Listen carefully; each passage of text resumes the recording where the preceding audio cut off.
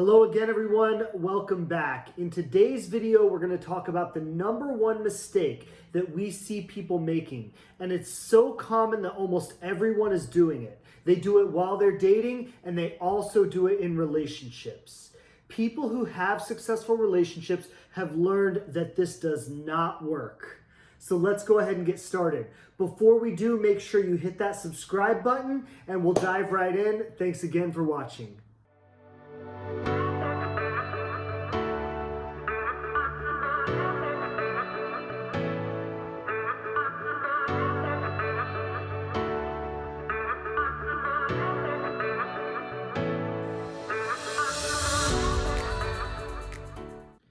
To put this mistake in a single word, it's scarcity.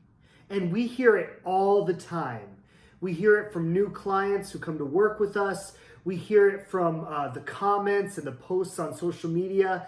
People are always operating from a mindset of there are no good people out there. Or I've wasted too much time. I have to find somebody. I'm running out of time.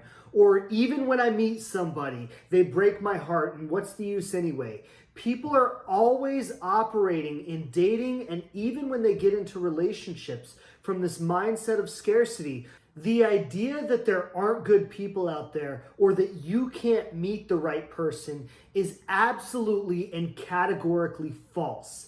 It's a false idea. There are so many people out there that want a relationship. There are so many people out there that want to fall in love. And there are people that want to do the work to have a relationship succeed.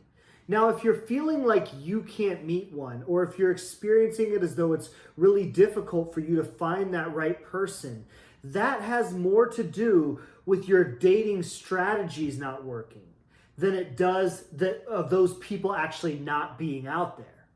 We actually don't support the idea of soulmates. We don't think that there's one person out there and you have to find them, or that if your past relationship didn't work out, that was the one and now you've missed your chance.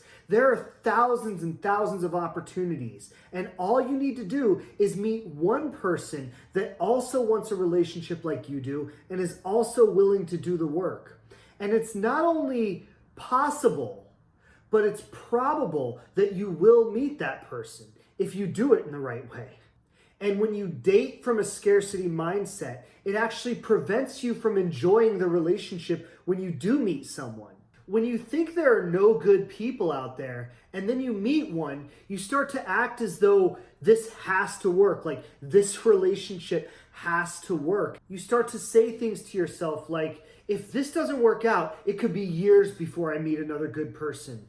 Or I've wasted so much time already. I don't have any more time to waste. That actually takes away your power. That feeling of this has to work takes away your power to create the relationship to be the way you want it to be. When you choose to be there and the person that you're with chooses to be there as well, not because they have to be or because the relationship has to work out, but of my own free accord, I choose this relationship because it's what I want. And my partner does the same, and we both choose this relationship because it's what we want. That's the only way that you can have true love in a relationship. When you don't create this freedom for each other, you start to experience things like jealousy and competition. You start to wonder, where are they? Who are they with? What are they doing? Should I let them go do that thing or this thing? Should I let them go out with their friends? What if they do something? What if something happens? You start to think about what if they get a promotion at work? Or what if some new opportunity comes? And those things start to bring you fear because you feel like those might pull them away from you. You start to try and make things really small and really restrictive. You start to try to hold back the relationship to keep it where it is. Rather than allowing it to grow, you try to restrict it and hold it back. And that energy actually becomes suffocating to a relationship. People are only fulfilled in a relationship when they feel like they're free to fly, and the relationship actually helps them to fly higher. Like they are living their fullest expression of themselves, and being in a relationship helps that rather than holds it back. To the degree that the jealousy or the fear or the scarcity is operating in relationships, or if you notice that when you get into a relationship that happens for you, that is something you have to work on. That's something you have to work through, because even if you try and hide it, it's going to show up in sneaky ways in the relationship. And over time, it'll wear away at their confidence and your confidence. The more you love someone, the more you have strong feelings for someone, and the more you want it to work with them, the more you have to be willing to let it go. Now, I'm not saying you don't put work into it. I think at the Living Relationship, we say you should put your 100% into everything. If it's a first date, be 100% with your first date. If you're a month into the relationship, be 100% in your first month. You should always put 100% into everything. But putting 100% into it doesn't mean that you cling to it. Doesn't mean that you try to hold on to it. This is actually the highest level of commitment, is that I'm here all in 100%, and I'm willing to be here all in 100% for as long as you're willing to be here all in 100%.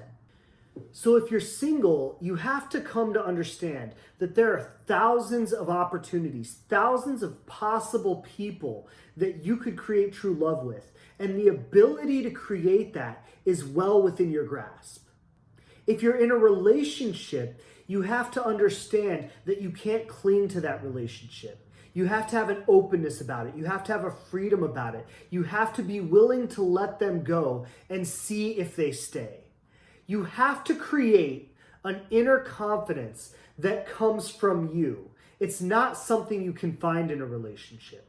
It's not something that you can ever find through another person. It has to come from yourself.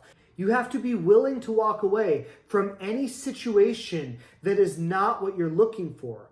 And when you cling to any relationship, you'll be unwilling to walk away when it's not the kind of love that you're looking for.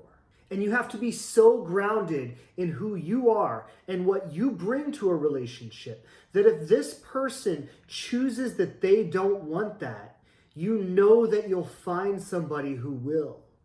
And yes, it will hurt if you're working on something with someone and you come to a point where you just realize we're looking for different things. This isn't what we want. You're not a bad person. I'm not a bad person. But we're looking for different things here. And you choose to walk away from it.